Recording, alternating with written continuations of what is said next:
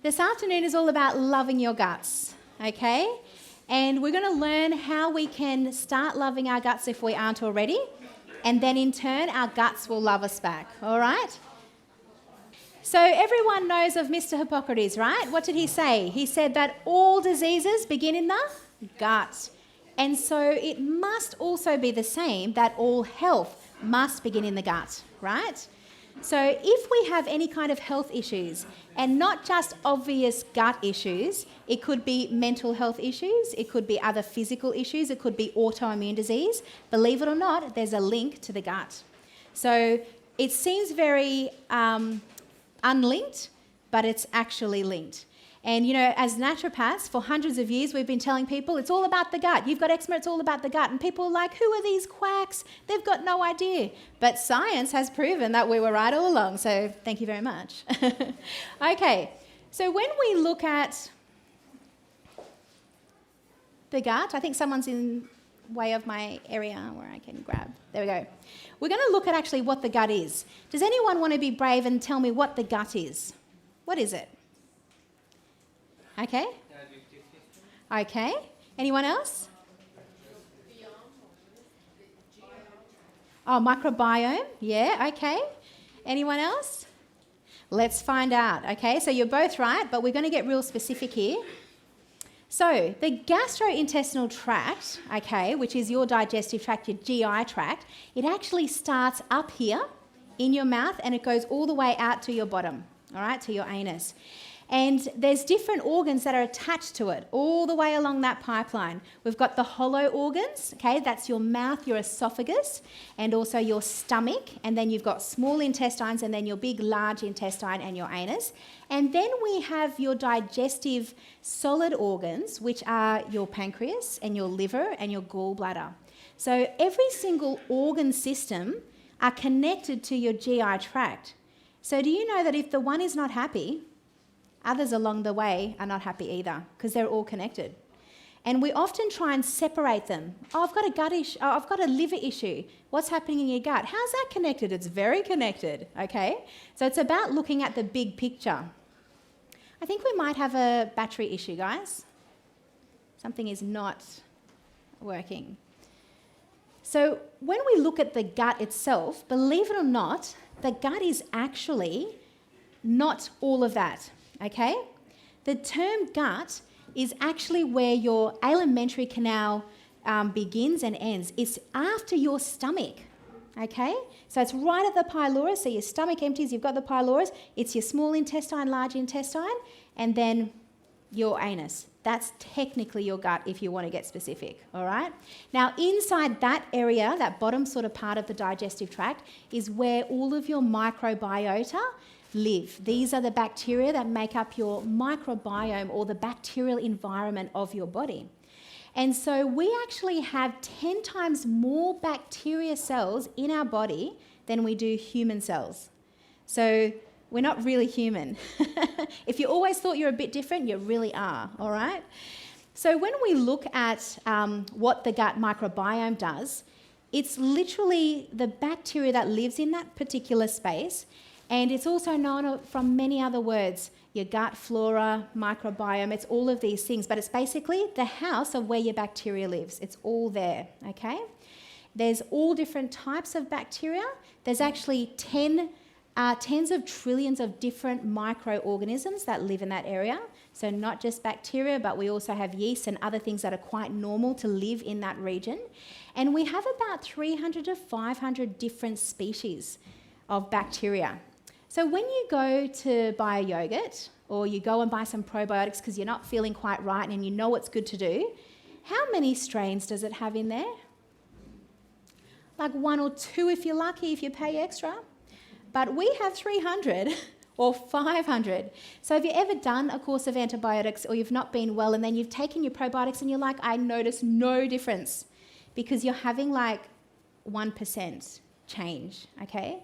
And it's also the dosage and it is also how much you're having, and there's a lot of factors, right? But when you see how many species of bacteria we have living in us, if you ever need to restore the bacteria in your gut, you actually need to have a huge amount of different strains, yeah? And that's why you can go and spend a small fortune on getting those really strong therapeutic grade probiotics because they've got multiple strains and high dose strains, okay? So 2/3 of our actual bacteria in each one of us, if we tested each of our guts here today, we're going to find out that 2/3 are different in every single one of us. It's like a fingerprint inside. So you would have a different gut microbiota to me and to you and so forth. And it's actually pretty incredible. And science started to realise that this was a fact. We all thought we were all pretty much the same until they started introducing something that is called a stool fecal implant. And it sounds like what it is. Yeah. It's literally getting someone else's poopy and putting it up inside you. And there's a lot of science behind it. There's good science behind it, but be careful who the donor is, because there was a lady who was a triathlete training for the Olympics, and she was super fit, skinny, just slender, but she had a lot of digestive tract. So somebody talked her into going and getting a stool fecal implant. Now, she didn't know who the donor is because it's not like you go and meet them first. And so she got this implant. Her gut started to feel better, less bloating, less, IBS type issues, because you can't have that when you're running, a marathon. And but then she started putting on massive amounts of weight. And they found out that it was because the donor who gave her all of that bacteria had the fat bacteria gene. So be careful whose bacteria you take. Let's do it from the top down, hey? So look, there is a lot of good things in there, and sometimes it's needful. But our actual microbiome, so if we collected and scraped all of our bacteria out of all of those areas and we weighed it, can weigh up to 1.5 kilos. That's quite a lot. That's like a cat or something, right? So next time somebody says to you, "Oh, are you pregnant?" you don't have to say, "Oh no, I love cake." You can say, "No, I have a healthy microbiome, thank you." So, yeah, but look, but you need to get it in the right balance, okay? So good and bad bacteria can both weigh a lot. So what does this microbiome actually do? The number one thing it does is it helps you to digest every single morsel of food that you eat. And we need that. Have you ever noticed that as you get older, you don't seem to digest foods as easily as you used to? What is it with after the 40s? What happens there? I don't know, something changes. But having a good microbiome helps to digest your food. You don't feel bloated after. You don't feel like food hangs around in your gut for hours after. In fact, if you feel heavy and you feel like things aren't moving, the microbiome is not happy. It can't do its job. You're overloading it. It needs help, okay? The other thing is too, if you end up after about, an hour or two after eating, you start feeling brain fog or really, really tired and you want to have a food coma sleep, that's a bacterial issue in your gut, okay? It's not normal to feel that way after a meal, even if it's a good solid meal. So it also helps to digest the liquids that we drink. So our microbiota actually help to maintain our homeostasis. So these are those chemical and physical reactions that help our bodies to maintain liquid, water balance, and if we don't have correct homeostasis, everything else is out of whack. You actually feel out of whack, your body doesn't work properly. So microbiota actually control even how your hormones work. It's actually incredible what it affects. And this gut flora is actually the thing that creates a really good barrier, kind of like a little lining within your intestines to help create a strong barrier so that you don't end up with this thing called leaky gut, okay? So if you have leaky gut, you've got bad microbiome. It's just the way it is. Now, our small intestine makes digestive juices. That mixes with your bile and your pancreatic juices, and then that helps to break down your proteins and your carbs and fats. And the bacteria that lives in our small intestine actually help some of your enzymes to digest carbs. So if you're one of those ones who feel sluggish after a few hours and you want to have a sleep, you're not digesting your carbs properly, and you probably don't have enough microbiome to work with those enzymes, and you'll often feel a lot better if you take digestive enzymes. And this small intestine, it moves all of the water from your blood into your GI tract. That helps to break down your food as well, helps you to absorb all of your nutrients, and then that helps to also create a stool, okay? When we get to the large intestine, more water moves into that tract. The bacteria in our large intestine is super important for breaking down making vitamin K. What do we need vitamin K for? Yep. And if we cannot create vitamin K in us, you're going to have a lot of issues with bleeding, okay? And that can be life-threatening. So I've met a lot of people who are eating lots of vitamin K or taking supplements, but they had the worst issue with thin blood. They can't clot blood. And then it turns out that their gut doesn't work at all. So they can't even create it and they can't absorb even the supplements. So it's pretty important. So it's not even when you take supplements doesn't mean you're going to absorb everything, right? It all depends on your microbiome. If you have any waste after digestion, that basically becomes a poopy and that goes for a swim. So the products that the microbiome also helps to create are your short-chain fatty acids, okay? One of the most popular ones, especially when it comes to gut health and brain health, is butyrate. And butyrate is produced by all the foods that you just ate at lunch. Right now, your gut is starting to produce butyrates.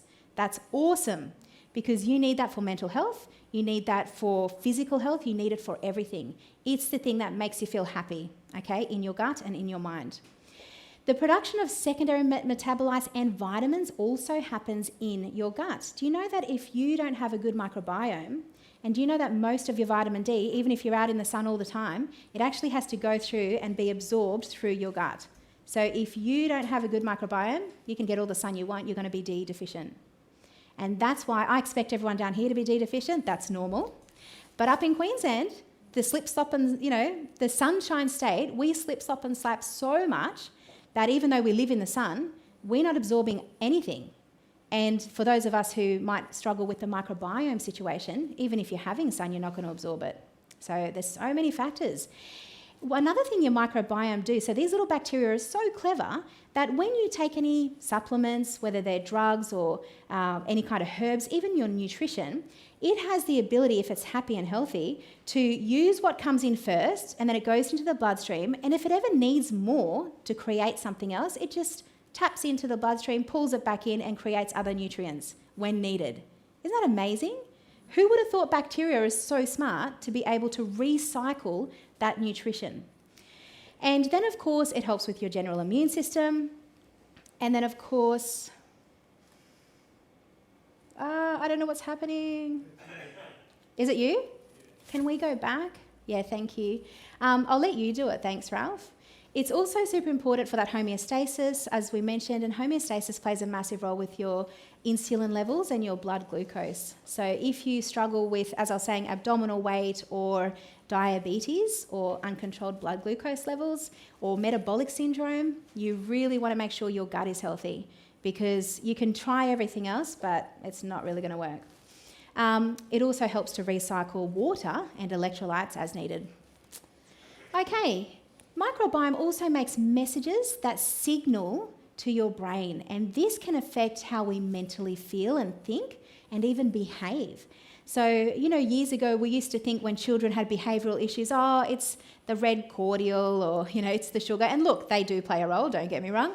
But what they're finding out now, the thing that has the most control on behaviour is actually your gut health. And so I've actually had little clients who had so many allergies and problems and food intolerances that they could only eat like 5 or 7 types of food on the entire planet. That's all they could actually absorb and use without becoming very ill. And their behaviours were out of control. Once the gut bacteria was replenished and restored, they changed into little angels. Like, it was incredible. And they were never doing the red cordial before, and they weren't doing it after. It was the gut, and it was the gut health. So it's incredible when you've seen it firsthand what the difference it can make. And also, not just that, the biggest thing I think for most of us is the whole brain fog thing. Isn't that a real thing? And you know that it's very much connected with obviously what you eat, but how you absorb and how your microbiome work. So having a strong microbiome, brain fog becomes a thing of the past. And your memory and recollection of just information, facts, useless facts, whatever, it's there. It's like you get that child brain back again. That's very easy to recall things. So it's quite incredible. So every single organism works together. And when it comes to the gut-brain axis, the reason why we now know that the gut can control the brain and the brain can control the gut is because there's literally a system called the enteric nervous system, and it is actually using the phone line of the vagus nerve. Okay, so it uses a little pathway, and if you're all upset and unhappy down here and the bad bacteria are ruling the show and in control, they're going to send messages up here that are negative and bad, and you're going to literally feel as bad as your gut does. But if you've got the good guys in control, you're actually going to have all that positivity and all the opposite. Believe it or not, it literally affects your mood, and it's a real thing. So we've always said that there's a connection, but it's only been the last 20 years that we've known it's the vagus nerve that does it. And it's quite incredible. So whatever you eat affects your gut, and whatever your gut health is like affects your brain. So it's this real full circle life cycle kind of thing. So a lot of issues can affect our brain, the way we feel, and vice versa. So let's have a look at what else the microbiome can do.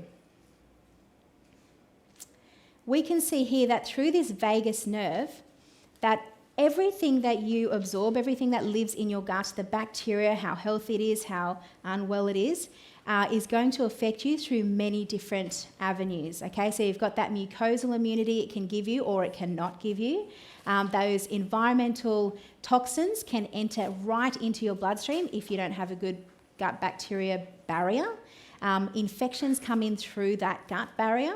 And also, even sleeping is affected by your microbiome. So Hippocrates had it straight when he said that everything begins in the gut.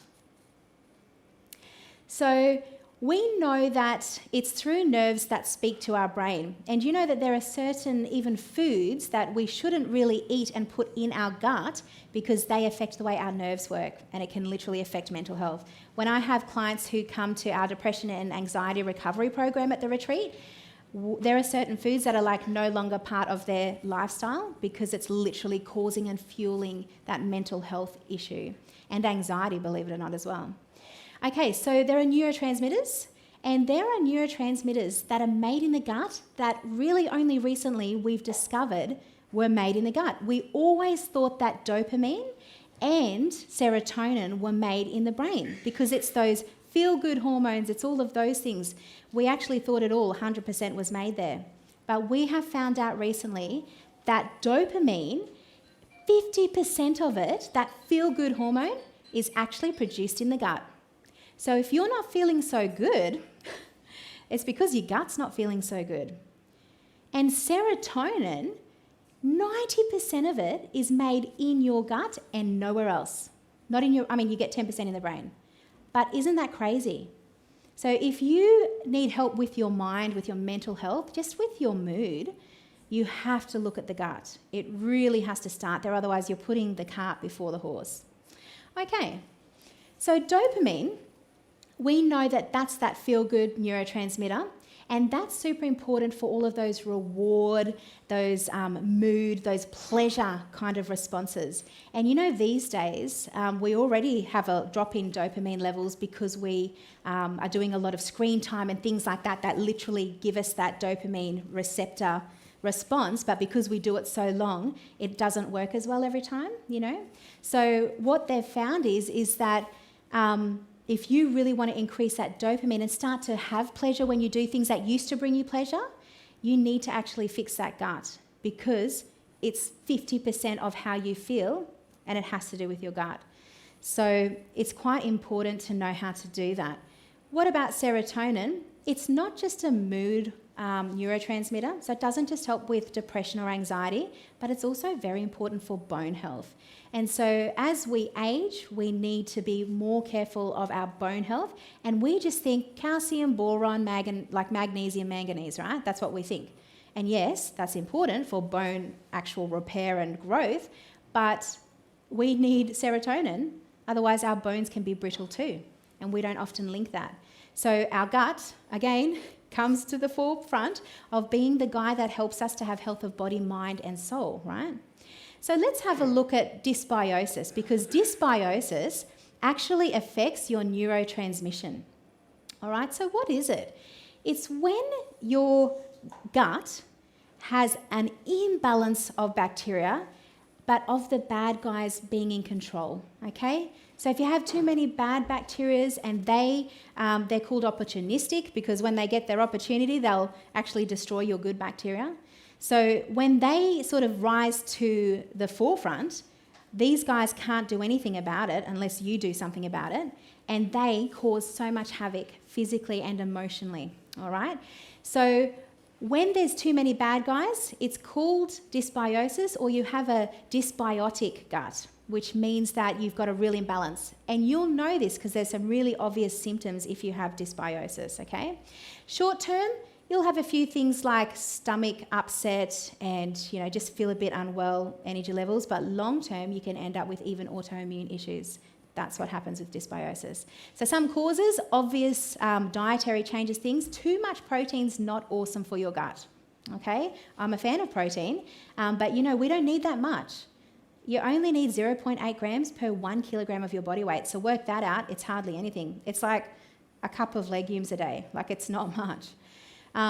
But too much sugar, we know, definitely destroys our gut bacteria. It actually feeds and fuels the bad guys, all right? Food additives can do it, preservatives, colours, all of those obvious things, pesticides. Having more than 2 alcoholic drinks a day will definitely destroy your gut and cause you dysbiosis. And you know how there's the whole, have 2 red wines, it's good for your heart. What about your gut, I always say, right? New medications, particularly antibiotics, we know that wipes out your gut microflora. And if you don't ever take strong probiotics afterwards, you are not going to have a good microbiome for 2 years. It takes 2 years just to replenish it with a bit of yoga and just through diet. So you really have to take care of yourself if you've had to have antibiotics. Your dental hygiene actually affects your gut. And there's a link. We can now tell if you have certain bacteria that are, pathogenic in your mouth, you can end up with a heart disease or a heart attack. So the way it's all connected, it's incredible. I remember hundreds of years ago, I read from an author and they said every single organ system is dependent upon each other, even if it doesn't look like it. And it's only the last 50 years that we've realised if you have any kind of gum disease and problems like that, you are at a high risk of having a cardiovascular event. So it's just, if you know anyone with heart issues, make sure they know what's going on here and make sure they start affecting and changing their gut bacteria as well.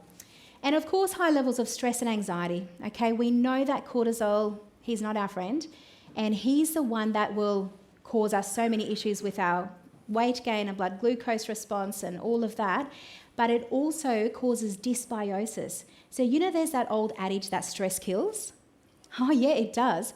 It's just slower in some cases. You got the automatic heart attack kind of stresses, but then you've got the one that takes his time, kills your gut, and then everything else gets wrecked. And it's a slow cascade effect. Unprotected sex, of course, because every one of us, especially women, we have our own microbiota in our vagina. And so if you have, unprotected sex or multiple different partners, you're going to be grabbing their bacteria. It's kind of like a stool fecal implant, but different place. All right, so let's look at symptoms of dysbiosis then, because digestive issues can range from things, as simple as just feeling a little bit bloated, maybe a little bit of gas, but it can get quite serious to autoimmune issues. I've never ever met somebody who has autoimmune disease of any type who has not had a gut that is just totally dysbiotic. Never, because it always is connected. It's not separate by any means. Okay? These symptoms are indicated, and you know that there's an issue when you can't break down your food properly, you can't digest things, you feel like food hangs around for multiple hours after it should have gone. Does anybody know how long it takes for a normal standard meal that has carbohydrates, fats and proteins to actually digest from the time you gobble and to the time you've digested it and it's left the pylorus? Does anybody know? What was that? Someone said 4? Okay, and someone said 5. You're actually half right. It's 4.5. On average. That's for a normal person. If you've got major IBS and things like that, you know it's going to be a slower transit time. But that's for a normal thing. And when it comes to the gut, another thing that our gut desperately needs is to have a rest and to not work all the time. That's why I'm not an advocate at all of snacking, okay? Because they've done research where they tested a whole bunch of nurses because they're right there with all the equipment, so it was easy. And they got them to eat a standard meal, okay? And then every 2 hours they tested their stomach contents to see if it had all left or if it was still hanging around. And when they did that, every single one of them, 4.5 hours, totally empty, okay? But then the next day, they got 4 different groups of nurses to each have a little snack. One had a healthy snack, like a banana. Another one had a ice cream. Another one had a pumpkin pie. You know this was done in America. And then another one had something else I can't remember. But it didn't matter whether it was a healthy banana or if it was an unhealthy pie. Their transit time went from 4.5 to 7 to 9 hours. And when do we have a little snacky? Usually 2 hours, 3 hours after we've eaten. So you have actually not only slowed down digestion, you've basically stopped it for double its time. So snacking is not good. That's why I'm a huge advocate of intermittent fasting. Okay, give yourself at least 5 or 6 hours between a meal. And if you can't fit 3 meals in through the whole day, better off with 2. All right, give it a try. It's what science has now proven to be the best for disease prevention, fighting any kind of diseases. Everyone who's a gym junkie is doing it because you get the best gains. And plus it's better for your mental health and just brain fog, all those things. There's many things. But that's another side issue. Okay, so improper digestion can be caused by low stomach acid. So you can easily test that by just doing a little bit of bicarb soda in a drink. Just like a teaspoon in a cup of water. If you drink that and you're not burping before like 3 minutes, you've got low stomach acid. Okay, so hormone issues play a role. Stress, of course, we know when you have that dysbiotic issue, and when you have micronutrient deficiencies, or if you've been exposed to toxins. So think about your heavy metals. Think about things that hang around and will not leave unless you're having a chelated therapy. Okay, let's look at some symptoms. It's the first obvious thing is the stinky breath first thing in the morning. Okay, but there are others: upset stomach, nausea, constipation, diarrhea, difficulty even urinating, and it's not just the men I'm talking about. Any kind of vaginal or rectal itching, bloating, chest pain. All of these, I won't even read them out. But can you see that nearly every disease state is linked to having dysbiosis? And you'll be quite surprised, once you get the gut healthy and happy, a lot of these symptoms greatly reduce, if not even sometimes totally disappear. Depends on what the causative factors were of the issue in the first place. Okay, so let's have a look at how we can then treat it, because we all have to some degree a bit of dysbiosis. Sometimes it's worse, sometimes it's others. It kind of ebbs and flows because it depends on life and stress and what you're eating and your environment. So things that can support that microbiota to be restored and to be replenished and to let the good guys start ruling the show again are going to be able to fix all of those symptoms, or the majority of them. And you should start to notice a difference, and it should only take a couple of weeks to start to feel different, okay? And it might not always be physical. You can have dysbiosis without having the bloats and the gas, okay? You can just have mental health issues. So there's a whole bunch of different factors that are not always that obviously linked. So let's look at how our diet can play a massive role in our gut bacteria and that dysbiotic. Okay, so we want symbiosis, which is when everything's happy and the good guys are ruling the show. We do not want dysbiosis. So if we want to get rid of the dysbiosis, we need to start eating foods that keep your bacteria in balance. The meal that you ate today is like a happy gut meal, okay? The salad ingredients, the legumes, the prebiotics, the probiotics. It's literally like the perfect meal to start to replenish your good bacteria, okay? And there's fun ways to do it. It doesn't all have to be supplements. So, of course, your dark leafy greens, any greens are best friends with your gut. And they're the ones that kind of go in there and condition it and get it ready to start getting that symbiosis. Prebiotics, okay, probiotics, spores, and of course, foods that are rich in your B vitamins and your calciums, magnesiums, and so forth. Basically, what you ate for lunch is going to do it, okay? Now, some things are good to stay away from, especially when you're treating your dysbiosis. And when you get all good, you can introduce some of those in small amounts back in. So processed meats, especially ones that are really high in nitrates, not good for your gut. So your deli meats and your salamis and hams and things like that. Too much refined carbohydrates, your body can handle a little bit here and there, but if you're having that every day, that's really bad, okay? It actually feeds and fuels your bad bacteria. If you how severely dysbiotic, then you even need to avoid some good things short term. So even some fruits, like bananas and apples, grapes, dairy definitely all the time. And then, of course, your cheeses and things like that. And watch out for your sugars. So let's have a look and see how gut permeability affects not just our autoimmunity, but also our mental health as well. So do you know our gut? So remember, it's from let me test you, yes, pylorus all the way down to yeah, that's right, you got it. All of that area has one layer of cells. Can you believe it? You feel like there should be 10 layers, but there's only one. And that one layer of thickness is what is the barrier between everything that you gobble up and drink that goes down and passes through, and it's the one barrier between that and your blood, okay? We don't want anything going into the blood. That's big particles. And so what happens is leaky gut is where instead of having your one layer and it's all nice and tight and they're together, they start to atrophy and they come apart and they create these little gaps. And so if your food's going through the pipeline, it finds a little gap, it's like, whoa, let me go and see what's out here. And next thing, it's in the bloodstream and your blood starts going, we've got an invader here, quick, autoimmune disease, let's bring it on. It's the only way we can attack it and save this person from dropping dead, okay? So it affects all areas of our health, our immune system, because that is our first line of defense.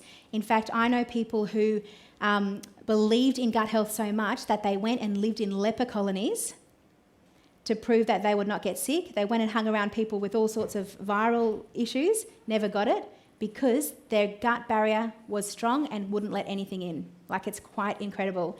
And it's actually amazing because the last 2 weeks I've been surrounded by every virus and disease everywhere. And I'm not sick because I'm trying to keep that barrier up. And so it affects your hormones, your brain and skin, your mood, your microbiome, the whole lot. So you can see here in this image that on the left-hand side, we have the beautiful, normal, tight junctions between those little one layer of cells. And those cells are called enterocytes. You want to try and say that with me? Enterocytes. So these enterocytes are the guys that literally stop you from letting bacteria and viruses and all sorts of food particles or even endotoxins into the bloodstream. And they're nice and tight. On the right-hand side, we see that they're inflamed, they're angry, and they probably had a fight with each other because they've moved away from each other and there's a gap. And now everything's going in. Whatever you're exposed to, that's going straight into your bloodstream and it's going to affect all those areas. So let's have a look at how we can try and explain it in a simpler way. See this net here? That's going to be your enterocytes. Okay, that's your one layer of protection, your one barrier that's around all of your tubes, all the way out from your pylorus to your anus. If you have a ball that is something that wants to, or it's passing through, okay, because every day we're eating bacteria, we're breathing it in, there's all these different things. If things are going through that digestive tract, viruses, bacteria, large food particles, toxins, heavy metals, whatever it might be, that ball won't be able to get through if the net is staying intact.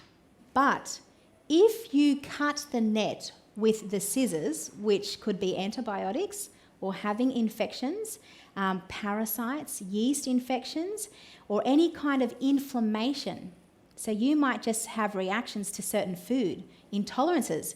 Intolerances cause inflammation and they can also turn into other things, and you can actually have anaphylaxis issues and stuff like that. We won't go there. But whenever you create inflammation in your body, it makes those enterocytes get really weak and it cuts a hole in your net. All right? So let's have a look at what happens.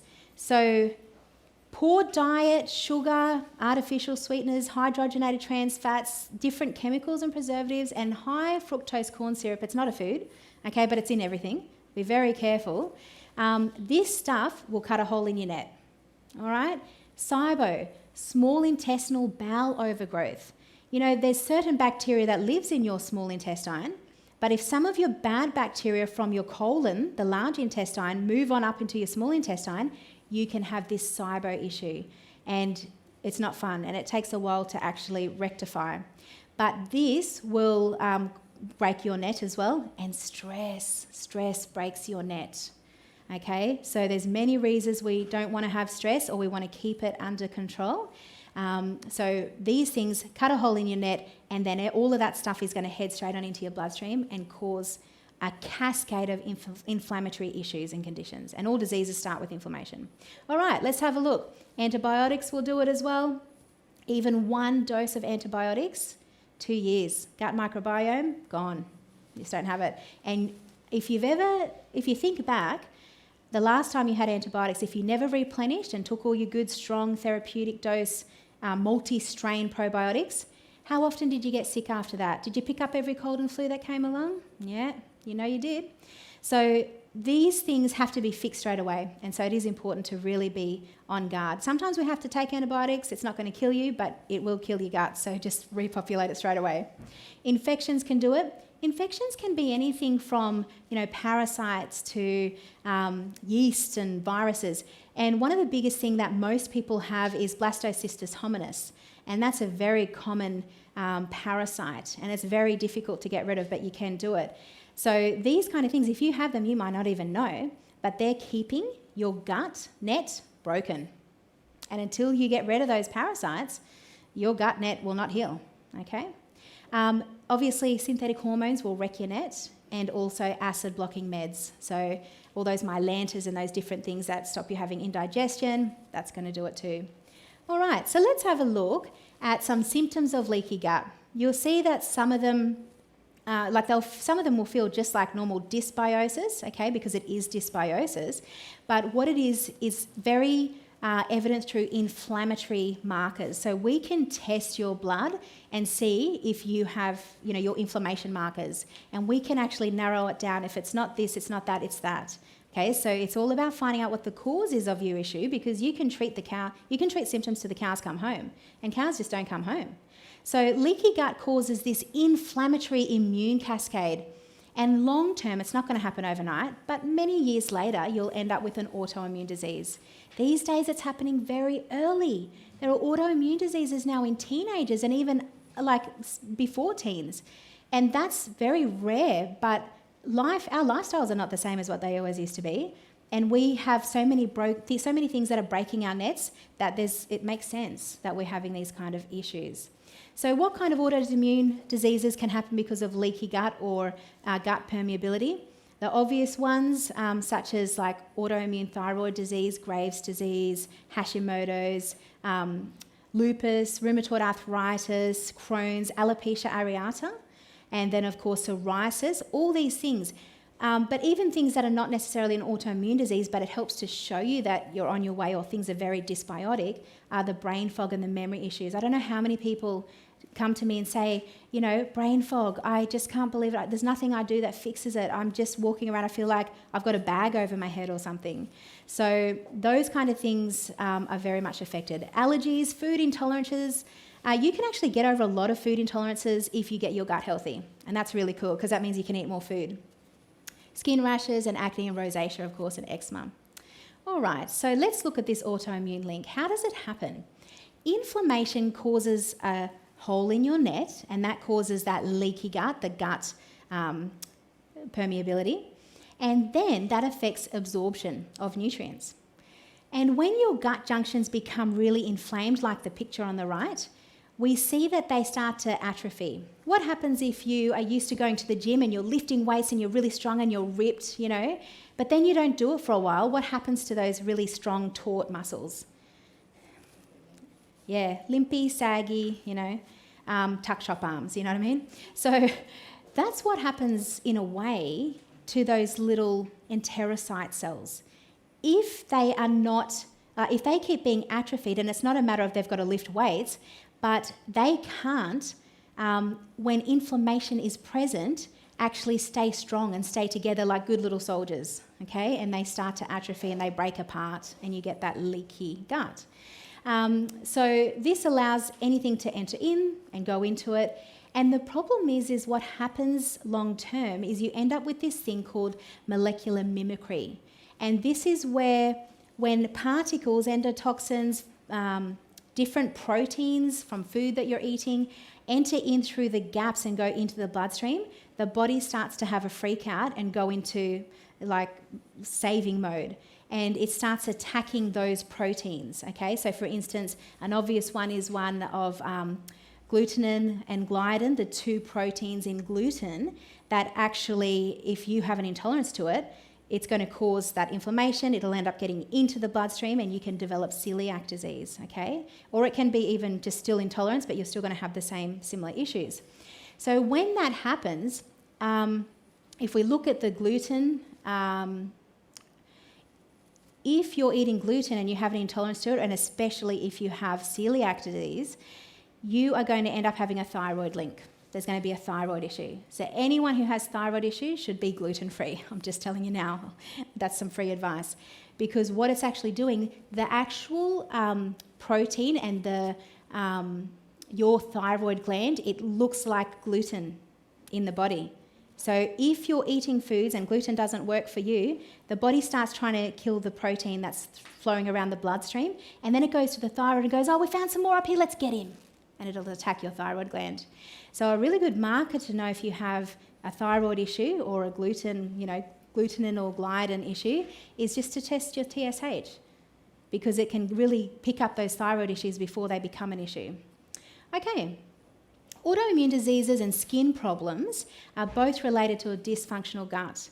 And years ago when I used to manage health food stores, I'd have a lot of people coming in, parents with little kids full of eczema, and bloody and, oh, the poor little things. And they'd say, what can I do? I'm doing this and that. I'm like, are you having dairy and gluten? They're like, yeah. I'm like, get them off that to start with and just have this probiotic. Okay, they come back in 2 weeks, eczema's gone.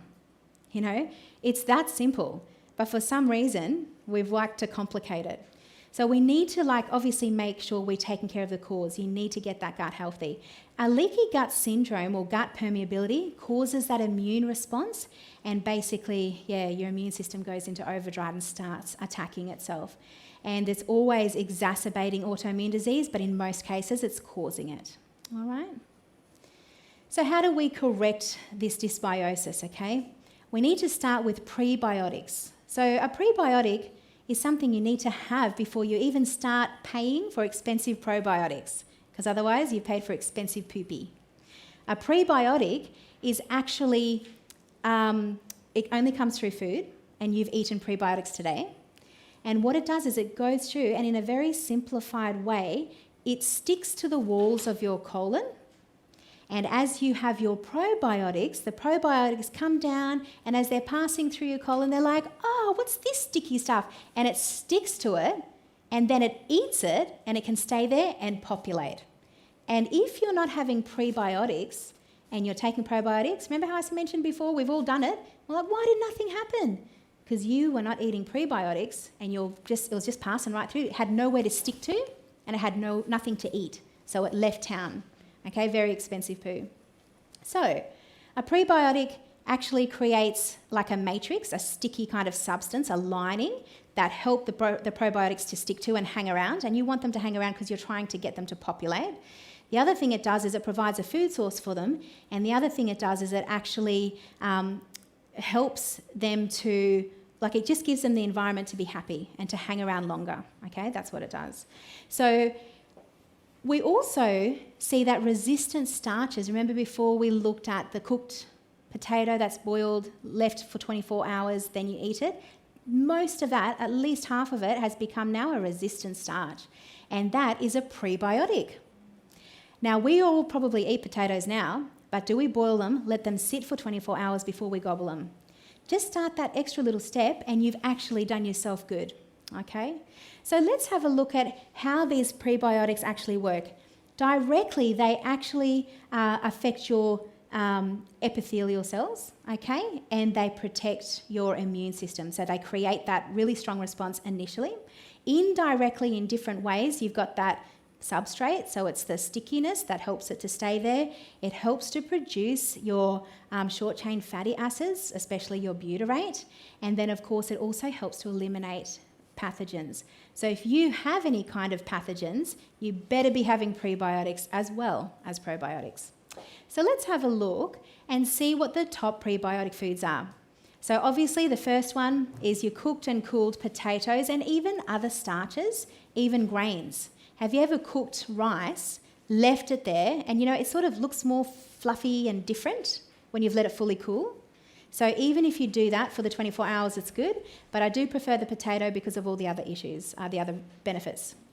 Okay, your top one actually, I don't know if you can read it over on that left-hand side, is Arabic gum. And it actually only comes from in the Middle East, in Arabia, and it's a special acacia tree, and they get the gum from there, and that is the number one prebiotic that is on the planet. And there's actually a wonderful product that you can get now that is that gum in a powder. It's pretty awesome. So if you have really bad issues, I always get my clients on the Arabic gum. But there are a lot of food sources as well. Jerusalem artichokes. If you don't have issues with wheat and no autoimmune problems, wheat is actually a prebiotic. Onions when they're raw, leeks and garlic when they're raw. But when you cook them, you lose the prebiotic benefit. It's still good for you, but you won't get the prebiotic benefit. So let's have a look. There's a whole bunch there as well. Legumes. You can see here that it's kind of something from everywhere. Almonds even, your cabbages, all of this stuff in their raw form, okay? All right, so let's move on and have a look at how even tomatoes and chicory and dandelion greens are actually prebiotics. Dandelion's one of my favourites because it's a bitter as well, so good for the liver. But even some fruit, so berries. So what you had today at lunch, not only did you have all the perfect balance of nutrition and calcium and all that kind of good stuff, but you had prebiotics and probiotics. And when I do my kefir, whether it's sweet or savoury, it's a pre and probiotic. So you're getting the two in the one food. It's a superfood. All right, let's have a look at some probiotics then, because this is the next step. Once you're eating every day and every meal some kind of a prebiotic, then you can know that when you eat your probiotics, they're not going to be wasted. They're not just going to shoot straight past. We know that these are important. Probiotics are actually bacteria and yeasts. It's not just bacteria, okay? So we need good yeast as well. And these are the organisms that support that digestive health. The obvious things are your fermented foods. So it can be like lacto-fermentation, such as yogurts and things like that. It can be your kimchis, your sauerkrauts, anything that's been fermented is really a great food to help with dysbiosis. But sometimes if you have a really bad health condition, you'll need to do supplementation because it's just too far gone and it needs super strong therapeutic grade strength, okay? So let's have a look at how our body contains your good bacteria and your bad bacteria. That's pretty normal, but how do we stop the bad bacteria from entering, and also how do we stop them from producing? The really first line of defense is to make sure that you are eating or drinking as many probiotics as you can every single day. You can't really not do it for a few months and then, I'll just have one thing here today. It's not enough. We need continual protection, okay? So think of it as like putting on a bit of armour every day to protect you from all of those assaults that we get, okay? So it's very important to make sure that we are eating probiotic foods and we need to have the right types. So remember before we mentioned about how normal yogurt, when you go and buy it at the shops, 1 or 2 strains. They do now have kefir yogurt at the shops, which definitely is better, but it's still not as good as making your own, okay? So let's have a look at how probiotics improve digestion. They're obviously going to reduce initially your gut issues, but it'll strengthen your immune system, improve your mental health, as well as promote a healthy metabolism. So a lot of people who struggle with weight wonder why they go to the gym and maybe they're even in a calorie deficit, but they can't quite move their weight. It very much has to do with how your bacteria is controlling your metabolism and that homeostasis. Of course, it's going to help as well to restore your actual gut flora and help to kill any pathogens that may be present. Okay, there are other things you want to do on top of that, but the probiotics are definitely a bottom line first response. And of course, protecting your mucosal barrier. So what about spore biotics? Spore biotics is the new probiotic. And was that Siri answering my question? Oh, sounded like Siri started answering my question. She always does it to me. I always ask too many questions out loud. All right. So spores are actually awesome because what they are is they're kind of like the pre-probiotic, but it's not a prebiotic. It's the new science, which I think will actually become the new probiotic. and it's only kind of relatively new here in Australia. It's only been around for a couple of years. So what the spores actually do is they are a lot more stable at getting down into the right gut area, and they are not affected by heat or digestion as much as probiotics are. And so when they get right down there, they are able to colonise the gut and just create an even better environment for any probiotics to repopulate. So spore biotics is the new thing. I've used it with wonderful success to have clients who are anaphylaxis to now not have anaphylaxis. It'll take you like 3-6 months, but that is life-changing. No more EpiPens, right? And those things only last a year anyway. Okay, so what are the best probiotics? It's going to be dairy-free sources because a lot of people have issues with dairy. It's not just the sugar, the lactose, it's often the casein, the protein. So I'm not a huge fan. Most naturopaths won't recommend. If you are ever going to have dairy, then it should be fermented, okay? But it should be, if you're going to ever do it as kefir, okay? But I prefer you to stay away from it. So other things that are fermented, even miso and tempeh, they're actually probiotics, okay? Any kind of yogurts that actually have real bacteria in it, okay? And you can make your own yogurts at home just by getting a probiotic capsule, putting it in some plant-based milk and letting it thicken, like you've made your own yogurt. So you can make your supplements, taste nice and go a long way. You can also take supplements, and then of course you can make your own kefir or kombucha. I do prefer if you make your own kombucha, and stay away from the caffeine if possible, but then the kimchi and the sauerkraut, all of those things. I used to have a cultured food store when I lived in Tasmania, and in 4 hours I would sell 180 litres of kefir and kombucha and the dips and these ice creams and stuff. It was 10 kilos of the stuff. It was just awesome. I'd sell out in 4 hours because it's actually a really fun, nice way to be healthy, right? So let's look at kefir, because kefir actually contains on average 62 or more strains of your good bacteria. That really beats the store-bought stuff. And also, it has some beneficial yeast. Now, I've even looked at all of the kefir that you can buy from the shops, and they don't have that many strains. Okay, there's a few, but it's because it's commercial, it's very hard to keep that integrity. So I've got kefir grains that I've had for 16 years, and the lady before me had it for 20 years. So I've got stuff from Turkey where it originated. It's pretty cool. All right, so let's have a look at how we can, or what kind of strains kefir has. Down that left-hand side, that's just some of them. And that's from just average batches of kefir that they've done from people who are making it at home, okay? So it's actually the health food when it comes to a probiotic. There's really nothing else that comes close. So if you are not already doing it, go and get yourself some kefir grains because it will change your life. And they are super easy to use. I'm going to show you today how you can do it without putting extra stress on yourself, okay? All right. What about testing? What if you have really bad gut issues and you want to know what is going on? Do I have, protozoa pathogens? Do I have opportunistic bacteria? Do I have SIBO? Do I have this, that, or the other? There's actually a whole bunch of tests that any good naturopath can get for you, and they will test all these different areas. And it will cost you a bit, I'll just let you know, but it's kind of if you suffer with a lot of ongoing health issues and you've never been able to get on top of it and you've never been able to find the cause, this will find the cause because it looks at everything, okay? So it's quite interesting. There's also another test, which is the complete microbiome mapping. That is like having your DNA test, like a genome test. And if you ever have really, severe health issues, get your genome tested. That is fascinating. You'll really know where you're messed up. But the cool thing is that you're able to then do proper preventative medicine. It's really good. Okay, so are there any supplements that the average everyday person should start taking? It depends on what your issues are.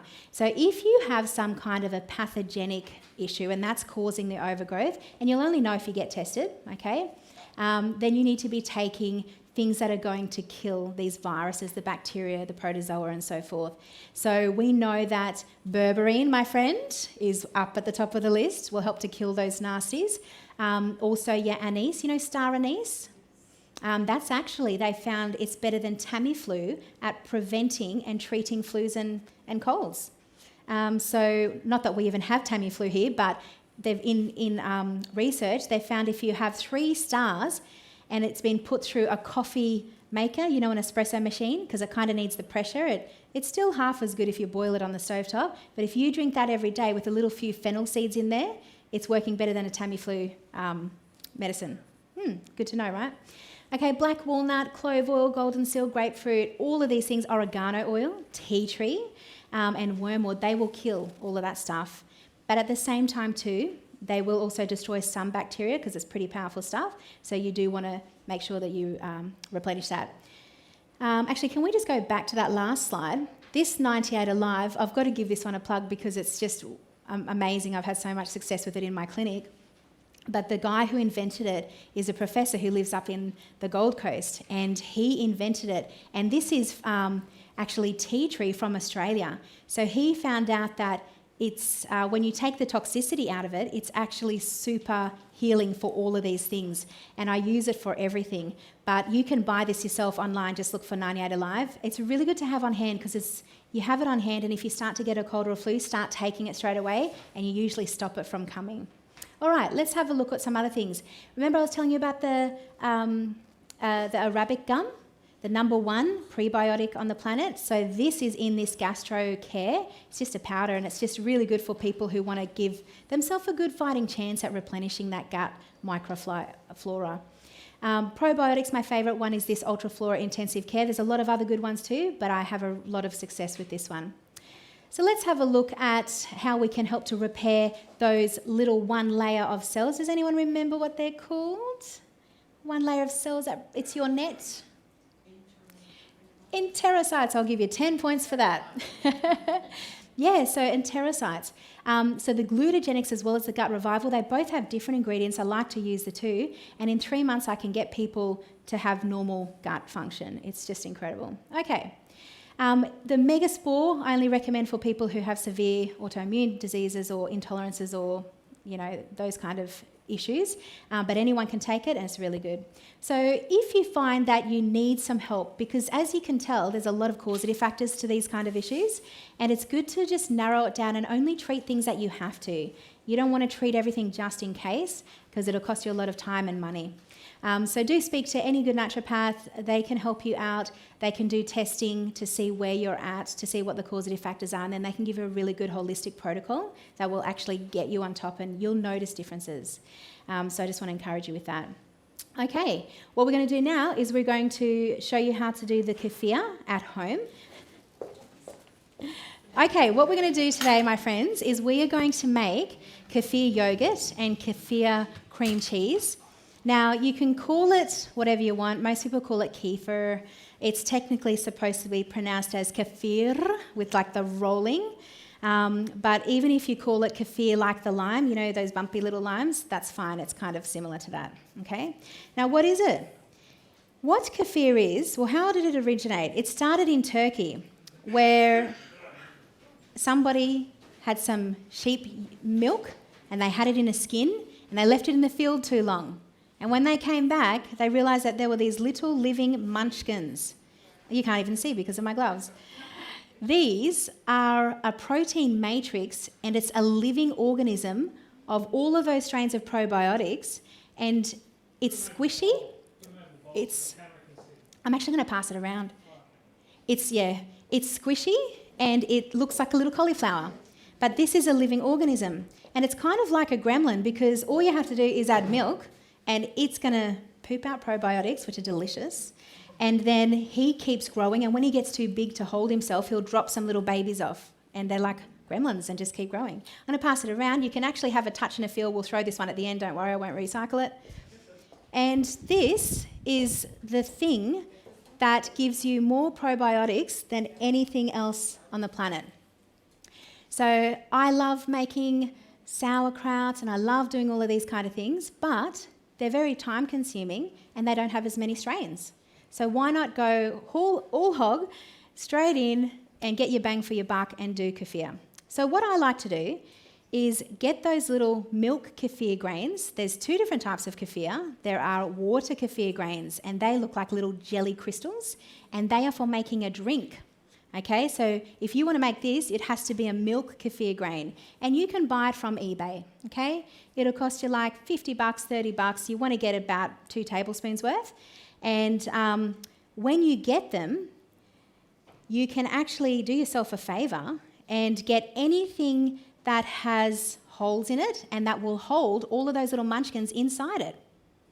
Because no one does this, and they put those little grains into the milk, and then they have to strain it out through sieves, and then they lose half of the babies when they're trying to put it back in another bowl, and you're throwing babies down the sink.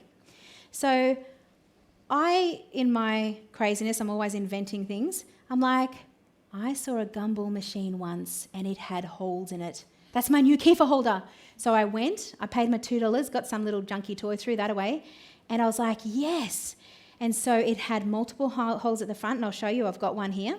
And then they grow, and so I'm like, I need more. And then it was around Easter time, and I realised in the reject shop and at Spotlight, they sell these Easter eggs.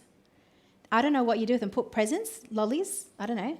Anyway, they have holes in the bottom and holes in the top. And so you put your little babies in, and the first time you use them, you have to hold them under the milk so that all the, air comes out. The milk has to be in there swishing around. And what they do is they poop out their probiotics, and it'll eventually come out here and it will thicken your milk. And so when it's time to change, this is how easy it is, okay? So all you need, like I said, a couple of tablespoons. Get any kind of container, jug, jar, all right? You get your little, this one is from a gumball machine because it has 4 holes at one end, or 5. Okay, so you just grab him from there. Doesn't matter if there's a little bit hanging around on the outside. This one's not as thick as it was because we had to travel up and down mountains and around corners, so it's a bit wobbly. But usually it should set like a thick, actually, can I grab one of those, the 2 milks that are there, the protein and the almond? It should set like a Greek-style yogurt. It's like a thicker. Generally, kefir yogurt is a very thin yogurt. It's actually just like milk almost, right? But obviously not recommending the dairy. I've tried every kind of plant-based. I've tried coconut milk. I've tried everything. The best one is actually Vitasoy Protein Plus, this one. So it is written in your one, or you can get an Almond Plus, as long as it has the protein in there, because the protein thickens it better than not. And you can use other ones, but you're going to end up with just a thin yogurt or more like a milky drink. And that's normal for kefir, but we don't want to do normal, we want to do awesome, right? So if you want thick and you want curds, I recommend going for the Protein Plus or the almond one that has the 10%. So it's not this almond milk, but so good, do an almond that says 10% protein, and you can use that one if you don't like soy, okay? All right, so all you do when you've bought your little I call them gremlins, but your little babies, your little kefir protein matrices, they come in the mail. You rinse them off through a sieve just to get off the milk that they come in. Then you're going to put them in your little egg or your little gumball holder. You put it into a container, can be glass, can be plastic, glass is nicer. And then you're just going to pour your milk into it. So for about 2 tablespoons worth, that's all going to fit in 1 egg. You only need 1 egg. That'll last you for months, okay? And then you can divide it later on down the track. And you just have to let him sit at room temperature until it gets thick. And that might, I'm not even in frame, sorry. And that down here I'm noticing, without a bit of gentle persuasion by having it near somewhere warm, like a heater or in front of the split system, it might take you like 2 days. It just depends. In Queensland, in summer, it's like 3-4 hours. And even now in winter for me up there, because I live where it's icy at night time, it takes overnight. So it's a good 12 hours now for me. So just let it do its thing. Don't stress. But if you get your brand new ball that's full of air, you are going to have to put it underneath here and just make sure that it gets filled up, okay? Don't try and open the sides because those babies are going to go for a swim and you'll never find them, right, unless you put them through a sieve. Okay, so just to show you, that's what you've got to do. You do want them to be covered.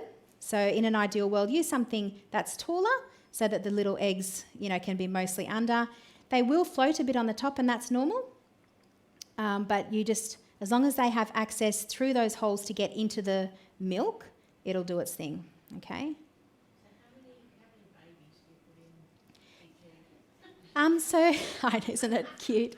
So really you want to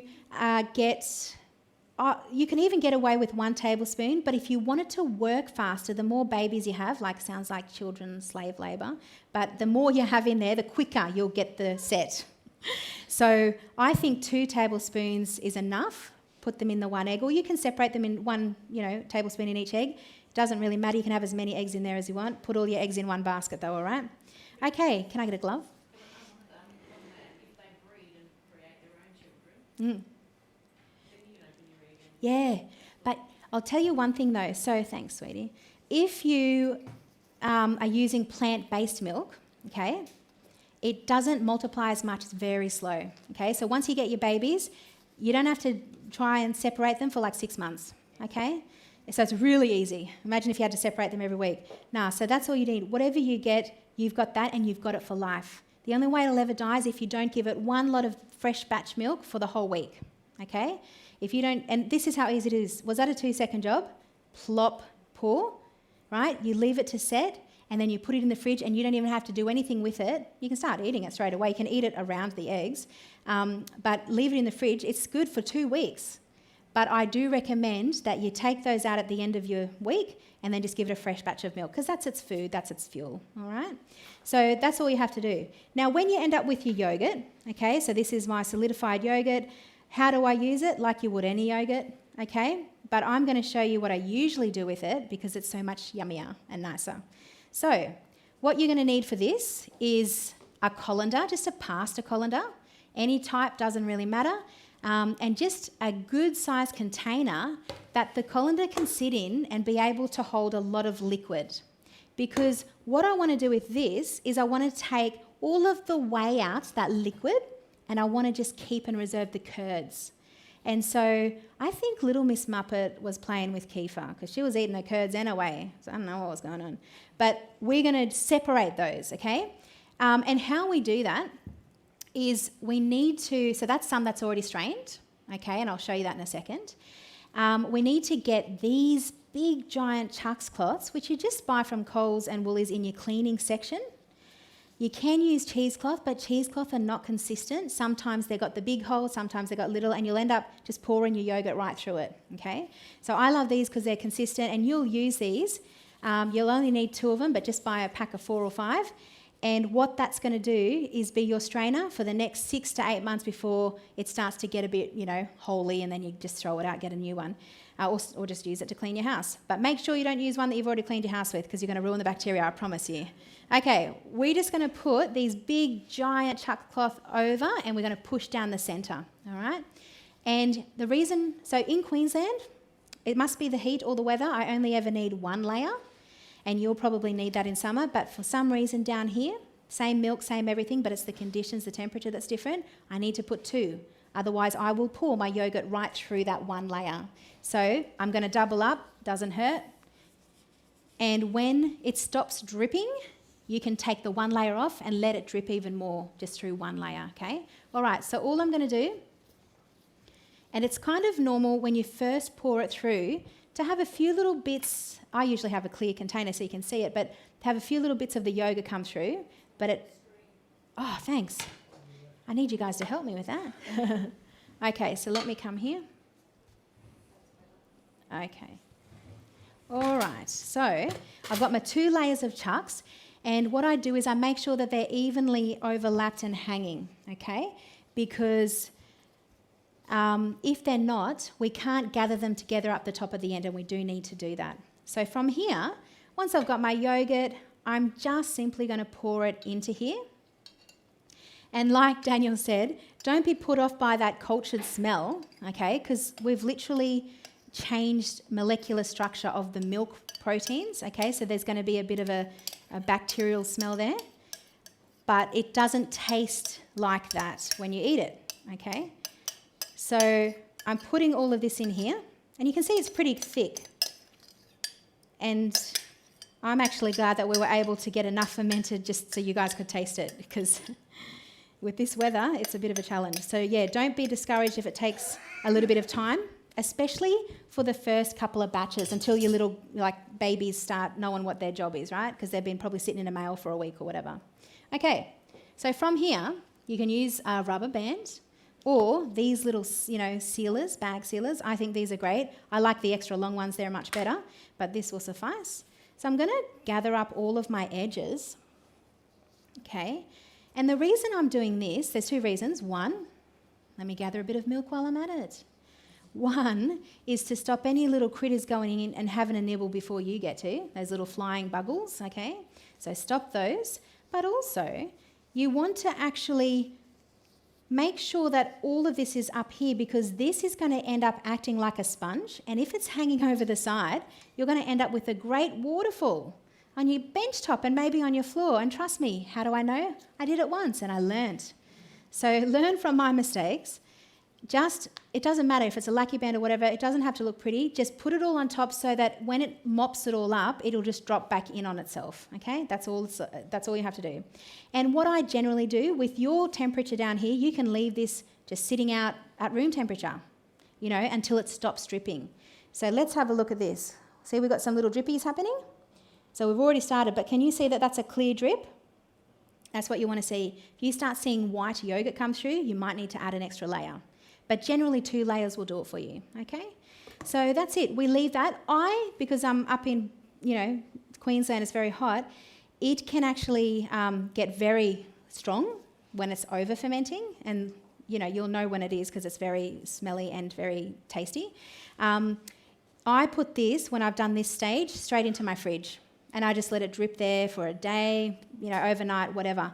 As soon as it stops dripping, I will take off, I only use the 1 layer up there, but for you guys, you can take 1 layer off, put it back in there, see if any more drips come, okay? And then when it stops dripping after you've only had it in 1 layer, it's good to go, okay? There's no time frame, it's just have a look. Is it dripping? No, it's not dripping, it's ready to go, all right?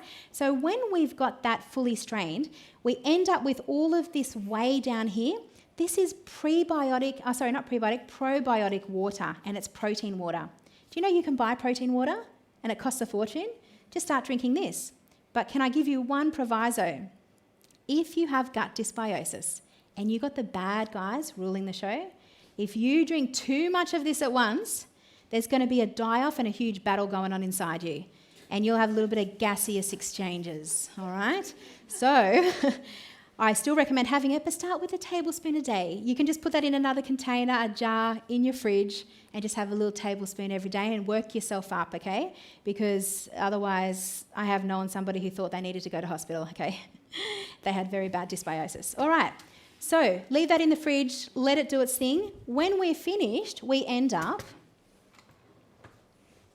Let me just move this. We end up with the curds, okay? So you can drink this. You can put this kefir protein water on your garden, give it to your pets, put it in your chook water, whatever. It's actually fantastic. Your trees love it. In fact, it helps your trees to prevent disease. I've got some that I water with this and some that I don't. Same bushes, same type. One's got disease, the other doesn't. So, all right. Now, when you take it out of here, can you see how crumbly and beautiful it is? I don't know if you can see properly. Okay, so that's what it should look like, and that is what we call curds, or just cream cheese, okay? It looks like Philadelphia cream cheese, okay, but it's Candice's version. All right.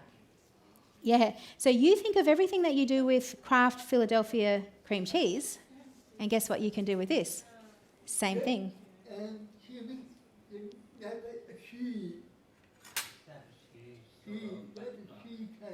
Absolutely. I do a raw cheesecake with this.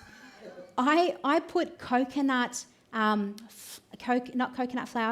milk powder, and I mix it with that little bit of maple syrup, and I whip it, frosting, cake frosting, right? So the sky is the limit. But you've got a few ideas there. I make this into, I add a few bits of yeast flakes, some flavours. I make it into Parmesan cheese. And there's other recipes I've given you in there as well. It's literally life-changing, and you can be so creative. But this curd is really the base of all the yummy fun stuff that no one else who does kefir does. I think I invented it, and it's pretty awesome, and I'd love you to try it. So what can I do with this? I mix this with, let's make French onion, if I can get the onion and the micelle and a measuring tablespoon. And a bowl, please. We're going to make French onion dip. Now, you guys had that at lunchtime, yeah? And it's absolutely delicious, but you can make any other flavoured dip. So who here likes spinach? Anyone? Spinach and garlic, lemon juice and salt with that, amazing. Basil dip, basil pesto. That is your base instead of your seeds or, your pine nuts. And then just put in some flavours, bit of garlic, bit of basil. Oh, incredible. Think of all of your antipasto foods, capsicum dip, artichoke dip, Kalamata olive dip, like the sky's the limit, okay? And if you have a food dehydrator, you make those dips and then you just put them in a mould, dehydrate them, and you've got sliceable cheese. It's incredible. Anyway, I don't want to, get you too excited. Now, what we're going to do here, I'm going to use half of this for French onion dip, and it's literally the healthiest, lowest calorie. Oh, let me talk about that, because do you know there is a plant-based French onion dip that you can buy? It's basically a cup of canola oil. And it's just like, it's okay flavour, but it's so oily, the liver starts hurting straight away. But it's very high fat. In fact, I think it's like 150 grams for like 2-3 tablespoons. It's ridiculous. Who's going to do that? This, for that whole batch, it's only 130 calories, right? For all of that. Now, it's all about, I love volume eating, and you can't do volume eating with high calorie foods, but you can when it's low calorie. So what I'm going to do is, I'm just going to mix it up in here. Recycle. Oh no, I'll make it up in here. So what I'm going to do is I'm going to just only use half. There is the recipe. So one batch, you're going to put some dried onion flakes or pieces, these little guys. Because this is not, I'm not using it all, I'm just going to guesstimate. Okay, and then you just put whatever salt or flavour you want, a little bit of micelle. The one in the recipe book, if you follow that recipe exactly, it's perfect every time, okay? And then all I'm doing, so 3 ingredients, the curds, and then the flavour, so the yeast flakes and the herbs, and then the onion. And in 10 minutes, once that onion's rehydrated, that's my French onion dip. How easy is that? And what is this for? It's more than dip. It's literally spread it over your potatoes and put it in your pasta, stir it through your pasta sauce and thicken it up and make it creamy and delicious. Super low calorie, but pre and probiotic. Prebiotic because it has the onion. Probiotic because it is a probiotic. All right? So there's your French onion. Was that hard? Did that take long? 2-second job. All right. The other one I want to show you is what you also tried, which was the dessert, and that was usually I do raspberry frozen yogurt, and I like raspberry over other berries, but you can use any berry, is because raspberries have flavour as well as aroma. You can smell raspberries. Well, we're going to use strawberries today because that's what we've got, and that's what you had today. You just had the strawberry. And all I'm doing is mixing this, a little bit of maple. You can use any sweetener, so if you want to use the non-calorie, you can. And you can use any kind of liquid sweetener as well. So all I'm going to do is now you can do this in your NutriBullet, you can do it in whatever. I'm putting this stuff in my Ninja Creamy. So it's like it comes out perfect every time. But this will do. It works really well in a food processor. So you need to, whatever you're using, blender or NutriBullet or this, you put your curds down on the blades first. Because otherwise, if the frozen stuff's down there, ain't going to turn. All right, so once we've put that on there, and if you follow the actual recipe, you'll get it right, but I don't have a full batch here, so I'm not going to use the same amount. But I just put my little curds in, and then I just put my fruit in, and I blend it until I get the consistency that I want. So obviously, the thicker the better, I think. And you'll only just use the sweetener to get it to your sweetness profile. And also, it does sometimes help it turn a little bit. So I'm just going to, better to start off with less than not, but if you follow the recipe, it will work. Let's start with that. Okay, so let's blitz.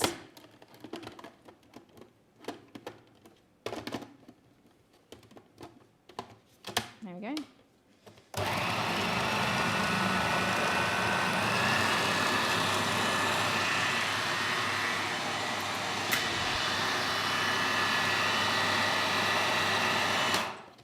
Okay, so that's looking good, but I'm going to add more berries.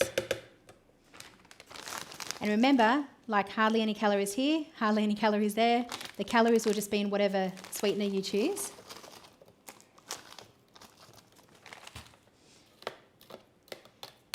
And if you try the raspberries, it's actually my favourite out of everything. But you can use mangoes, you can use bananas, anything that you like, just give it a try.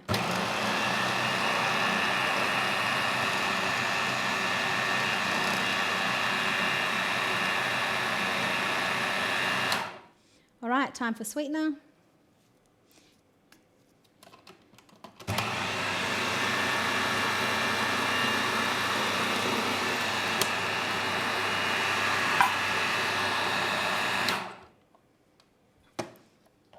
And that's pretty good, but if you want it thicker so it doesn't fall off, a little bit more berries. But let's leave it there because you get the idea. So easy. Look how much volume you can have. You're helping your gut, you're keeping the calories low, and it's tasty. Pretty cool. So that's it, my friends.